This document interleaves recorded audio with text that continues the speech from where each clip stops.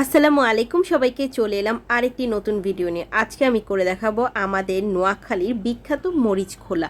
এর জন্য আমি বড় বড় টুকরো করে বেশ খানিকটা পেঁয়াজ নিয়ে নিলাম, আর নিয়ে নিলাম কোয়া রসুন এক মুঠের মতো, মরিচ কুচি আর টমেটো কুচি, আর গুঁড়ো মশলার মধ্যে দিয়ে দিলাম হলুদের গুঁড়ো, মরিচের গুঁড়ো, ধনে গুঁড়ো এবং লবণ, আর পেস্ট করে রাখা লাল মরিচের গুঁড়ো, রসুন এবং পেঁয়াজ।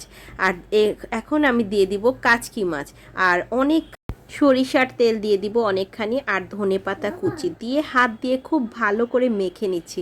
দেখতেই পাচ্ছেন মিশ্রণটা এত মজাদার লাগছে, মনে হচ্ছে এখনই গরম ভাত দিয়ে খেয়ে ফেলি। সেটা তো আর সম্ভব না, এটা রান্না করতে হবে।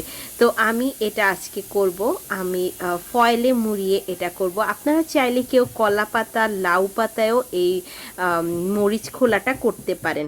তো আসলে ট্রেডিশনালি লাউ পাতাই করে।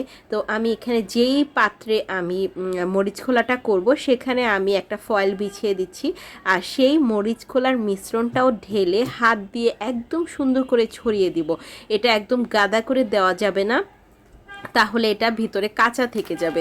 এটা সুন্দর করে হাত দিয়ে ছড়িয়ে আমি ফয়েলটা ভাঁজ করব এমনভাবে যাতে ভেতর থেকে আর কিছু বের না হয়। এখন ঢাকনা দিয়ে ঢেকে 1 ঘন্টা স্লো কুক করে নেওয়ার পর আমার মরিচ খোলা কিন্তু একেবারেই রেডি। দেখতে পাচ্ছেন কি মজাদার। আসসালামু আলাইকুম, সবাইকে ধন্যবাদ।